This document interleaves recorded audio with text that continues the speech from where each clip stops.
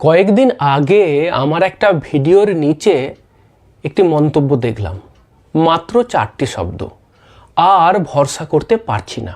হাজার হাজার বিনিয়োগকারী যারা সাম্প্রতিক অতীতে গত 2-3 বছরে মিউচুয়াল ফান্ডে বিনিয়োগ করেছিলেন, যারা আশা করেছিলেন যে মিউচুয়াল ফান্ড থেকে বিরাট রিটার্ন পেতে পারবেন, তারা কিন্তু অনেকেই আশাহত হয়েছেন। বাস্তব অভিজ্ঞতা তাদের প্রত্যাশার সাথে মেলেনি, আর তখনই হয়তো তাদের মনে হয়েছে যে আর ভরসা করতে পারছি না। আপনাকে একটা গল্প বলি। মনে করুন তার নাম রাহুল। রাহুল বহু বছর ধরে শুধুমাত্র এফডিতেই বিনিয়োগ করেছিলেন। রিটার্ন খুব বেশি ছিল না, কিন্তু মূলধন নিরাপদ ছিল, প্রতি বছর সুদ আসত, সব কিছুই ঠিকঠাক চলছিল। তারপরে এলো 2024 সাল।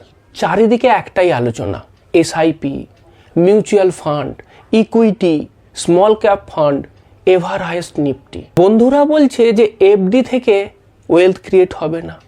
ইউটিউব বলছে ইকুইটি হলো লং টার্মে ওয়েলথ ক্রিয়েশনের আসল রাস্তা। নিউজ চ্যানেল বলছে ভারতের গ্রোথ স্টোরি তো এখনই শুরু।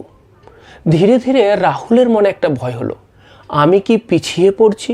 অবশেষে তিনি সিদ্ধান্ত নিলেন, এফডির টাকা ইকুইটি মিউচুয়াল ফান্ডে বিনিয়োগ করলেন। তার বিশ্বাস ছিল এবার তো বড় রিটার্ন পাবই। কিন্তু মার্কেট তার প্রত্যাশা মতো চলল না। ভোলাটিলিটি এলো, কারেকশান এলো, কিছু মিউচুয়াল ফান্ডের রিটার্ন থেমে গেল, কিছু মিউচুয়াল ফান্ডের ক্ষেত্রে লস দেখা গেল। 1 বছর পর তিনি ভাবলেন ইকুইটি মিউচুয়াল ফান্ড আমার জন্য নয়। ঠিক তখনই মার্কেটে এলো নতুন হিরো, গোল্ড। যেদিকে তাকান গোল্ডেরই আলোচনা। Gold all time high, gold safe haven, gold ইনফ্লেশনকে বিট করতে পারে, গোল্ড এক্সিলেন্ট রিটার্ন দেয়। রাহুল ভাবলো সমস্যা ইকুইটি মার্কেট না, আমি ভুল অ্যাসেট বেছে নিয়েছি। আর একবার রাহুল অ্যাসেট চেঞ্জ করলো। তিনি ইকুইটি বিক্রি করলেন, গোল্ড কিনলেন। এইবার তার মনে হলো এইবার আমি সঠিক অ্যাসেট খুঁজে পেয়েছি। কিন্তু কয়েক মাস পর থেকে গোল্ডে কারেকশন শুরু হলো, রিটার্ন থেমে গেল, উত্তেজনা কমে গেল।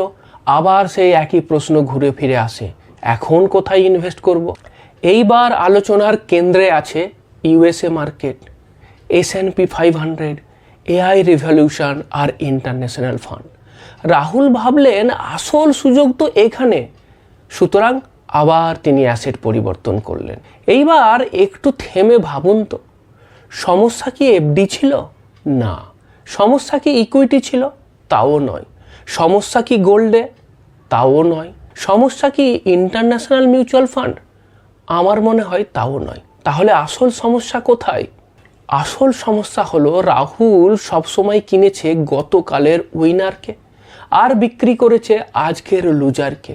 তিনি অ্যাসেট বদলেছেন কিন্তু নিজের বিহেভিয়ার বদলাননি। অনেকে ভাবছেন আপনি একটা গল্প শোনাচ্ছেন, এটা তো শুধু গল্প, বাস্তবে কি এটা হয়? দেখুন, আপনাকে ডেটা দিয়ে দেখাই। যখন ইকুইটি হিরো ছিল 2024 সাল নাগাদ, অক্টোবর 2024-এর একটা ডেটা আপনাকে দেখাই। ইকুইটি মিউচুয়াল ফান্ড ইনফ্লো অক্টোবরে 41,887 কোটি টাকা। আর সেই সময় গোল্ড ইটিএফের ইনফ্লো কত ছিল জানেন?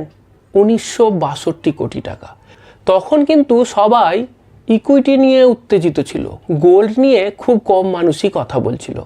তারপর জানুয়ারি মাস নাগাদ যখন ইকুইটির উত্তেজনা কমে গেল, যখন গোল্ড হিরো হলো, তখন কি দেখতে পাচ্ছেন? গোল্ড ইটিএফের ইনফ্লো জানুয়ারি মাসে 24,040 কোটি টাকা।